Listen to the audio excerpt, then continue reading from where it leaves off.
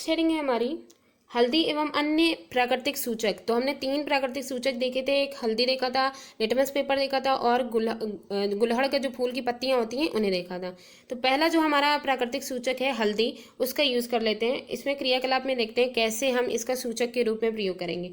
पहले हम क्या करेंगे, 1 चम्मच हल्दी पाउडर लेंगे, इसमें थोड़ा जल मिला करके इसका पेस्ट बना लेंगे। अब क्या करना है, स्याही सोखता यानी कुछ ऐसा जो है फिल्टर पेपर ले लेंगे या स्याही सोखता जो ब्लॉटिंग पेपर होता है उसे लेंगे, उसमें हल्दी का पेस्ट लगा करके हल्दी पत्र बनाएंगे। हल्दी का उसमें पेस्ट लगा करके उसे सुखा लेंगे तो वो क्या बन जाएगा, हल्दी पत्र बन जाएगा। और फिर हल्दी पत्र की पतली पतली पट्टियां काट लेंगे जैसे लिटमस पेपर की होती हैं। इसके साथ ही हल्दी पत्र की पट्टी पर 1 बूंद साबुन का विलयन डालेंगे। तो जब साबुन का हमने विलयन डाला तो हमने क्या देखा, तो इसे देखते हैं। तो यहाँ पे देखिए कुछ ऐसे जो विलयन दिए गए हैं उनका परीक्षण हमें करना है और उन्हीं सभी जितने भी विलयन हैं उन पदार्थों के विलयनों का परीक्षण करके हमें नीचे सारणी में लिखना है। तो ये यहाँ पे जो अभी एक क्वेश्चन था साबुन वाला वो भी यहाँ पे क्लियर हो जाएगा।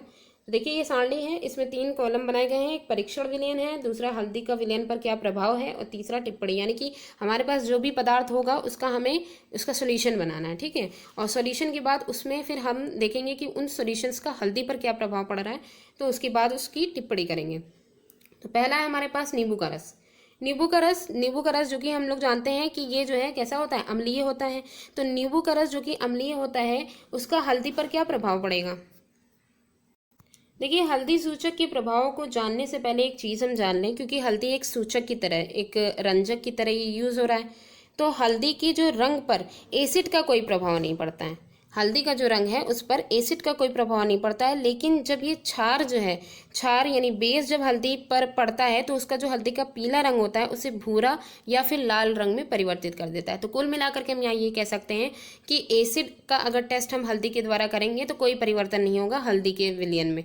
ठीक है, लेकिन अगर बेस का करेंगे तो उसका या तो वो भूरा हो जाएगा या फिर लाल हो जाएगा। तो यहाँ पे देखिए नींबू हमें पता है कि कैसा होता है, एसिडिक होता है। एसिडिक होता है तो हल्दी के विलयन पर प्रभाव नहीं पड़ेगा। ठीक है, तो टिप्पणी यही हो जाएगी कि इसका जो है सोल्यूशन कैसा हो गया, उसकी प्रकृति एसिडिक हो गई।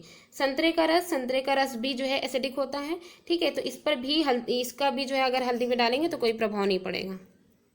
तो देखिए यहाँ पे जैसे सिरका है, सिरका भी जो है इसका टेस्ट भी खट्टा होता है और ये इसका सोल्यूशन भी एसिडिक होता है। ये एसिड है तो जाहिर सी बात है हल्दी पर कोई प्रभाव नहीं देगा। ठीक है, तो ये भी क्या हो जाएगा, इसकी प्रकृति एसिडिक हो जाएगी। दूधिया मैग्नीशियम जो होता है, दूधिया मैग्नीशियम का जो नेचर होता है वो बेसिक होता है। तो बेसिक है तो जाहिर सी बात है तो हल्दी के सोल्यूशन में या तो उसके सोल्यूशन को, उसके रंग को या तो ये भूरा कर देगा या फिर लाल कर देगा। ठीक है, तो हम यहाँ पे लाल लिख सकते हैं। तो दूधिया मैग्नीशियम लाल कर देगा तो ये इसका नेचर कैसा हो गया, बेसिक हो गया। इसके साथ ही खाने का सोडा जो होता है इसका भी नेचर बेसिक होता है, ये भी हल्दी के रंग को लाल कर देगा। ठीक है, और जो है इसका नेचर भी कैसा हो जाएगा, बेसिक। चूने का पानी जो होता है, पानी जो होता है वो भी बेसिक होता है। ठीक है, ये भी बेसिक होता है, ये भी क्षारीय होता है, ये भी लाल कर देगा, लाल रंग कर देगा हल्दी के जो पीले रंग को, और ये इसका नेचर यहाँ पे लिख दिया जाएगा टिप्पणी में। शक्कर जो होती है ये एसिडिक होती है। शक्कर का जो है नेचर होता है वो एसिडिक होता है, तो इसका हल्दी पर कोई प्रभाव नहीं पड़ेगा।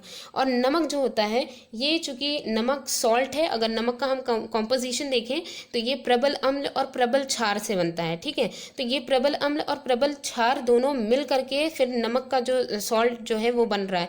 तो हम ये कह सकते हैं कि जब दोनों ही स्ट्रांग है, वो आपस में मिल रहे हैं और वो जो सॉल्ट बन रहा होगा वो सॉल्ट उदासीन बनेगा। ठीक है, तो इसमें किसी भी तरीके का कोई भी चेंज नहीं होगा।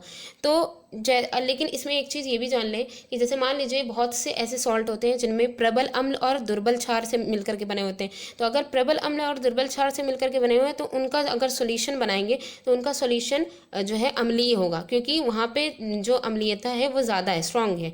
ठीक है, और यही अगर प्रबल क्षार और दुर्बल अम्ल होगा तो वो सॉल्यूशन उनका जो होगा वो जो है क्षारीय होगा, क्योंकि वहाँ पे जो स्ट्रांग है वो क्षार है। ठीक, तो ये चीज़ हो गई, हल्दी का प्रभाव हम लोग ने देख लिया। अब इसके बाद जैसे कि यहाँ पे एक छोटा सा एक्सपेरिमेंट टाइप का भी है। कि अगर हम अपने माता जी को जन्मदिन पर कुछ उपहार या बधाई पत्र वगैरह देना चाह रहे हैं तो हम क्या करेंगे, सफ़ेद कागज़ की शीट पर हल्दी का पेस्ट लगाएंगे, उसे सुखा लेंगे, हल्दी पत्र बन गया। ठीक, उसके बाद रुई के फाहे वाली जो मतलब कि कोई भी तीली है, इसके ऊपर रुई का छोटा सा एक फाहा टाइप का कुछ बना लिया, उसको हमने क्या किया, चूने के पानी में डुबो करके फिर वो जो हमने एक कार्ड बनाया था जिसमें हल्दी को लगा करके सुखा दिया गया था, उसमें हम खूबसूरत फूल बना सकते हैं। आपको इस सुंदर बधाई पत्र फिर मतलब बना करके एक जो है खूबसूरत सा जो है एक बधाई पत्र मिल जाएगा। ठीक है, इसके बाद है जैसे यहाँ पे देखिए, बूझो बहुत अच्छी बात कह रहा है कि अब मैं समझ गया कि मेरी सफ़ेद कमीज पर पड़ा जो हल्दी का दाग था वो साबुन के धोने पर क्यों जो है वो लाल हो गया। ऐसा इसलिए हुआ क्योंकि साबुन का जो विलयन जो होता है वो कैसा होता है, क्षारकीय होता है। तो यहाँ पे हमने अभी देखा कि जो हल्दी का सॉल्यूशन होता है वो एक सूचक की तरह वर्क करता है, लेकिन उस पर एसिड का कोई प्रभाव नहीं होता है। लेकिन अगर क्षार पड़ जाए तो क्षार या तो हल्दी के पीला जो रंग होता है उसको या तो भूरा कर देगा या फिर उसे लाल कर देगा। ये क्षार का प्रभाव उस पर होता है। ठीक है, नेक्स्ट जो हमारा है अगला सूचक वो है गुड़हल के पुष्प। क्रियाकलाप के द्वारा इसे भी देख लेते हैं। गुड़हल के पुष्प की कुछ पंखुड़ियाँ एकत्र कर लेते हैं, उसके बाद उसे बीकर में रख दीजिए। इसे थोड़ा सा गर्म जल, इसमें क्या मिलाना है, हमें गर्म जल मिलाना है। मिश्रण को कुछ समय तक के रखिए जब तक कि जल जो है वो रंगीन ना हो जाए। रंगीन जल को सूचक के रूप में उपयोग करेंगे। तो यानी कि हमें गुड़हल जो है उसकी पत्तियों का जो रंग प्राप्त हुआ वो कैसे, गर्म पानी हमने थोड़ी देर के गर्म पानी डाल करके थोड़ी देर के लिए हमने उसकी पत्तियों को रख दिया, तो हमें जो पानी जो डाला था उसका रंग जब परिवर्तित हो गया यानी रंगीन हो गया, तो वही सोल्यूशन क्या हो गया, वो गुड़हल का हो गया। उसे अब हम सूचक के रूप में यूज़ करेंगे। तो यहाँ पे जैसे सारणी में कुछ पदार्थ दिए गए हैं, उनको भी हम गुड़हल में कि उस गुड़हल जो है वो सूचक के रूप में कैसे उन पदार्थों को चेक करेंगे। ठीक है, तो उसके द्वारा देखते हैं। यहाँ पे भी तीन जो है कॉलम बनाए गए हैं। पहला है परीक्षण विलयन, जो भी हम परीक्षण करेंगे जिस भी विलयन का, उसका पहले कैसा रंग था और बाद में अंत में उसका कैसा रंग हो गया। तो देखिए जैसे है, सबसे पहला हमारा है शैम्पू। शैम्पू जो होता है वो उसका तनु विलयन लें।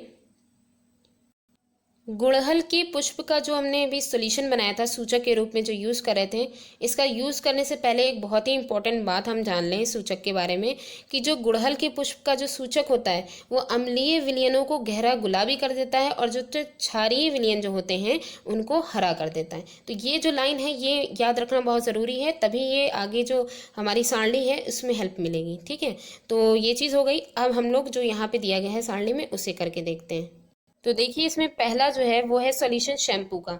शैम्पू का हम तनु विलयन लेंगे और हम ये जानते हैं कि जो शैम्पू है, ठीक है, वो शैम्पू का सॉल्यूशन कैसा होता है, शैम्पू का जो सॉल्यूशन होता है वो क्षारकीय होता है। और हमने अभी ये जो है देखा था कि जो गुड़हल का जो है मतलब सूचक जो बनाया गया है वो क्षार में हरा रंग दे रहा है, तो शैम्पू में वो कैसा रंग देगा। शुरू में तो शैम्पू का जैसा भी रंग होगा, सफ़ेद होगा या जैसे भी होगा, मोस्टली तो सफ़ेद ही होता है।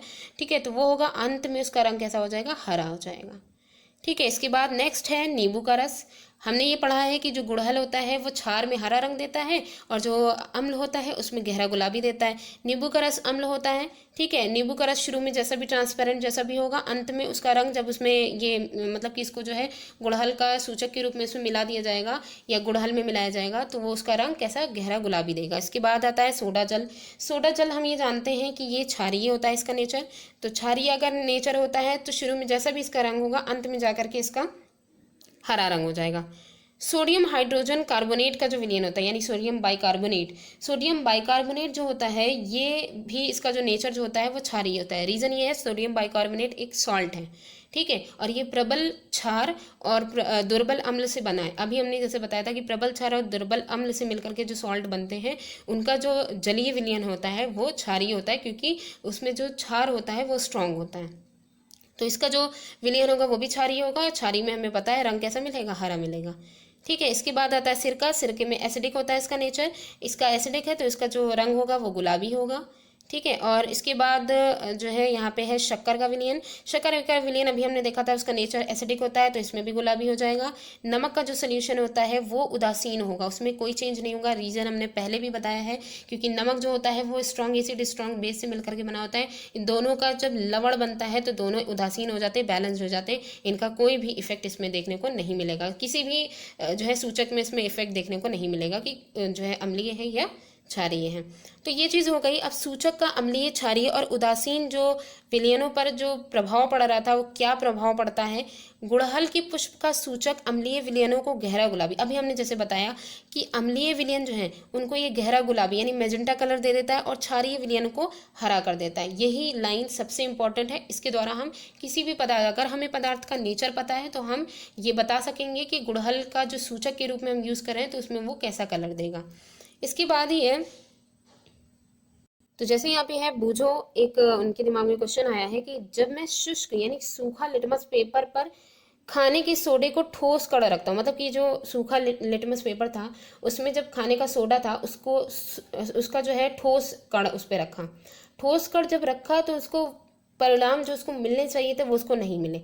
तो उनको पहली एक सुझाव क्या कर रही है, अगर उसको सूखा जब उसने जो है रखा उसका कण, ठीक है, सोडे का, तो उसको जो परिणाम नहीं मिले तो क्यों ना उसको सोल्यूशन बना करके, उसका विलियन बना करके इसमें रखो, तो शायद उसका परीक्षण करने पर उसको सही तरीके का परिणाम मिल जाएगा। जो हमने गुड़हल का जो हमने सूचक तैयार किया था उसका कैसा टेस्ट आ रहा था, यहाँ 3 टेस्ट ट्यूब दी गई हैं, ठीक है। ये वाला अम्ल है, ये क्षार है और ये सूचक है, यानी सूचक का सोल्यूशन ऐसा आ रहा होगा, अम्ल ऐसा बना है और क्षार ऐसा बना है। कहने का मतलब है कि जब हम गुड़हल का टेस्ट कर रहे थे, गुड़हल के सूचक का, तो हमने यही देखा था कि जब गुड़हल का सूचक किसी क्षार के साथ जब मिल रहा था तो हरा रंग दे रहा था, जब किसी अम्ल के साथ मिल रहा था तो मेजेंटा कलर यानी कि डार्क गुलाबी कलर दे रहा था, ठीक है। अब यहाँ पे है कि आप इन प्राकृतिक सूचकों को बना करके उनसे अम्लीय, क्षारीय और उदासीन विलयनों में रंग परिवर्तन देखने का प्रयास एक बार कर सकते हैं। पहली आपके लिए कुछ निम्नलिखित समस्या लेकर के आई। तो समस्या इनकी क्या है, जैसे कॉफ़ी का रंग है भूरा और स्वाद है कड़वा, अम्ल है या क्षार है। कॉफ़ी का रंग जो है वो कैसा है, भूरा है और स्वाद कड़वा है। तो हमने भी ये पढ़ा था कि जो क्षार होती हैं उनका स्वाद कैसा होता है, कड़वा होता है। और रंग भूरा हो रहा है यानी कि हल्दी पर जो एक्सपेरिमेंट हम कर रहे थे तो रंग जो है भूरा आ रहा था, तो मे भी हम ये कह सकते हैं कि ये एक क्षार हो सकता है। तो आगे वो क्या कह रही है, प्रश्न बड़ा ही दुश्वार और प्रश्न बड़ा ही दुश्वार स्वाद के कारण से अनजान बिना परीक्षण होना ज्ञान। ये एक पहेली ने एक पहेली ही बूझी है, इनकी एक समस्या है और इसको बगैर परीक्षण के हम जान ही नहीं सकते हैं कि इसमें क्या आखिर क्या उसमें अम्ल है या क्या उसमें क्षार है, ठीक है। तो यहाँ पे एक देखिए क्रिया